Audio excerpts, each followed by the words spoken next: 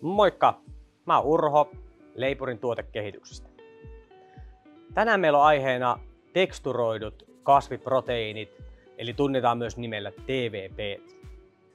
Aiemmin me ollaankin käsitelty aiheetta kasviproteiinit yleisellä tasolla, ja näistä te löydätte esimerkiksi videoita tuolta meidän sosiaalisen median kanavilta. Teksturoituja proteiineja löytyy markkinoilta hyvin paljon erilaisia. Käytännössä niissä vaihtelee raaka-aine, proteiinipitoisuus, sen palan koko sekä tiheys. Ja näillä kaikilla neljällä on hyvin paljon merkitystä siihen lopputuotteen rakenteeseen. Ja näiden lisäksi myös sillä, miten käsitellään teksturoitua proteiinia tuotannossa, niin on hyvin paljon myöskin sitä vaikutusta lopputuotteen rakenteeseen.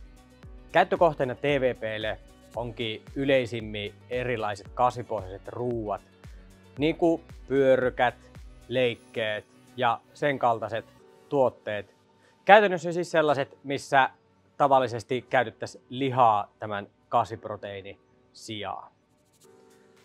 Toki näitä voidaan myös hyödyntää esimerkiksi muruina tai jonain erilaisina krumpleina nimenomaan tämän rapean rakenteen vuoksi. Tavallisimmillaan käytettynä TVP siis turvotetaan ensin vedessä. Tämän jälkeen se voidaan lisätä raaka-aineena joko sellaisena, niin kuin esimerkiksi tässä on, tai sitten sitä voidaan prosessoida erilaisilla menetelmillä, niin kuin kutterilla tehty tässä tätä herneproteiinia, tai sitten vaikka lapavatkaimella tätä soijaproteiinia saatu tällaiseksi. Eli sillä on hyvin paljon vaikutusta, miten sitä prosessoidaan siinä tuotannossa. Ja tässä kaikki tältä erää teksturoiduista kasviproteiineista. Jos ette ole käynyt kurkkaamassa meidän blogipostausta myös kasviproteiineista, kannattaa se käydä katsomassa meidän Leipurin kotisivuilta ajankohtaista osiosta.